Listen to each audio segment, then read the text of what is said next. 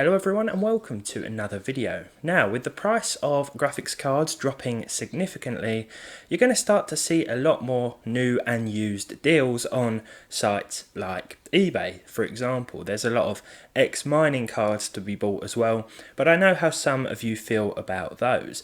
That said, it isn't just eBay where you can pick up a bargain. Some websites and computer parts specialists are selling older stock off for less money now, and I wanted to sort of investigate this a little bit more by visiting a few websites of popular retailers here in the UK and purchasing some of their clearance and perhaps refurbished items. Now, when you use a website who specialises in PC parts, it's usually a better bet than, say, going on a second-hand selling site where anyone can list an item, because you usually get a better idea of how the card's been used, where it's come from, and the condition is sometimes a lot more descriptive. So with that, I started to take a look around a few of my favourite sites, and the first place I stopped by was CCL Online. Now, I've worked with these guys before, I've used them many times in the past. This video is not sponsored in any way, just to clarify that.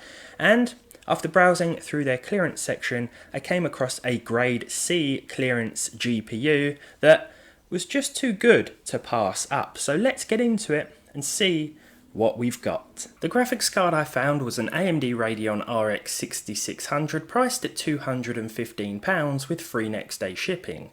This made it almost 100 quid cheaper than most new models. I've no previous experience with the 6600 non-XT, but now that prices are dropping, they certainly seem like a much more desirable and sensible choice for solid 1080p gaming. This one was also cheaper than any I could find on second-hand selling sites at the time of this video, and buying from a company specialising in computer hardware seems like a much safer bet. There's a 6-month warranty included, and according to CCL, this one had been taken from a pre-built system but had no original packaging.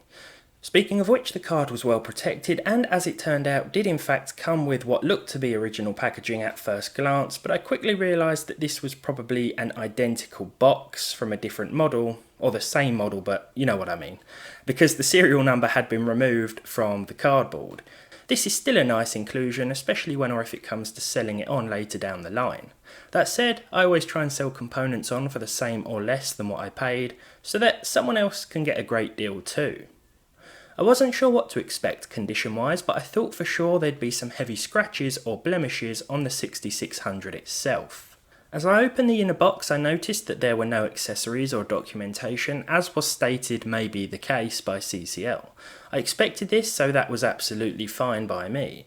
Removing any graphics card from an anti-static bag is always satisfying, but with a used card there's also a bit of mystery and suspense. Would there be any significant cosmetic wear here? The answer to that was no. In fact, my cheap Gigabyte Eagle RX 6600 looks almost like a brand new card. Not only are there no scratches, but even the fans are dust free, not just on top but underneath as well.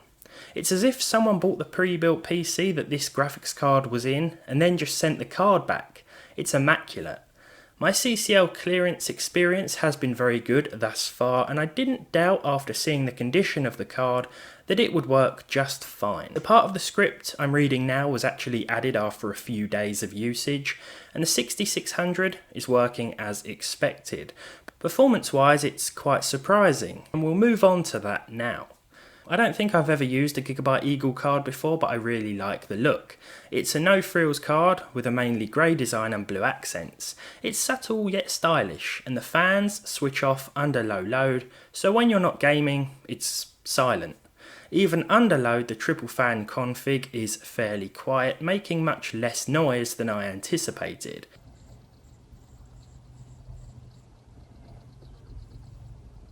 I've used the 6600 XT before, and I was a bit hard on it because pricing at the time was through the roof.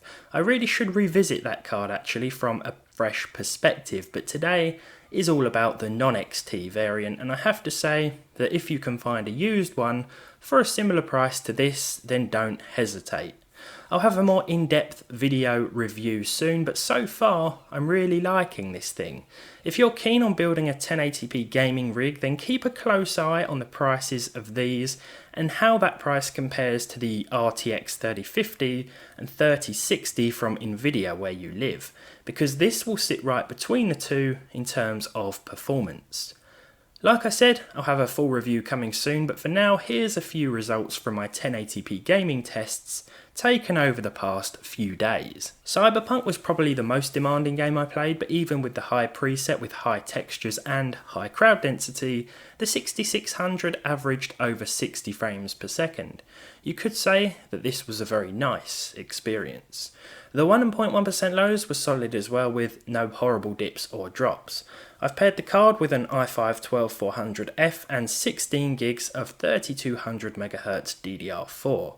I'm thinking about an upgrade to 32 gigs, but I can't justify the expenditure just yet. Back to the card though, and I'm glad Cyberpunk runs well because this is one of my favourite games. Red Dead Redemption 2 with the Xbox One X equivalent settings, albeit at 1080p resolution, gave our card no trouble. I wasn't expecting over 100 FPS, in fact I didn't really know what to expect. I guess when you consider that this thing fits between the 3050 and 3060 from Nvidia, the high frame rate doesn't seem like as much of a surprise, but it will dip a little bit in busier areas as reflected by the 1.1% lows. I'll include 1440p tests in my full video review. Elden Ring, as you know, is capped at 60 FPS. I think there's a mod to remove this, but I don't know if there are any negative implications on the engine or the physics, so I'll leave it in place for now. I thought I was so clever uncapping Fallout New Vegas one day until my game glitched out so bad that I thought I'd installed some sort of LSD mod. Since then, games with FPS caps by default have remained as such when installed on my system. That said, the RX 6600 has no problem hitting this cap at the high settings, with the odd expected dip here and there. Nothing significantly off-putting. Forza Horizon 5 ran with over 100 FPS at Ultra. Extreme is probably doable too, but I can't justify the loss of frame rate in return for the subtly enhanced visuals. It's up to you. You'll still see at least 60 FPS at Extreme, but Ultra looks fantastic and runs very well. There's not much else to say. Different races in different areas will all affect the performance well differently, and solo drives around the countryside will mean an even higher average frame rate most of the time. To finalise, for now we have God of War, which also looks impressive and runs very well at high. Nothing else has been changed. The game does benefit from the inclusion of FSR 2.0, so you could max it out and enable this for minimal visual degradation, combined with higher performance, but I always prefer to play at native res where possible. Still, features like FSR do excite me, especially as more and more games start to implement it, whether through updates or user mods. Overall, I can't complain about the RX 6600 at the price I paid, and if the price of new cards continue to drop, it could prove to be a much more tempting option than it was at launch. Let's not forget about my buying experience either, which this video was primarily about. I have to say that CCL have earned top marks today. I don't think I've ever bought such a good condition grade C clearance item, though that may change.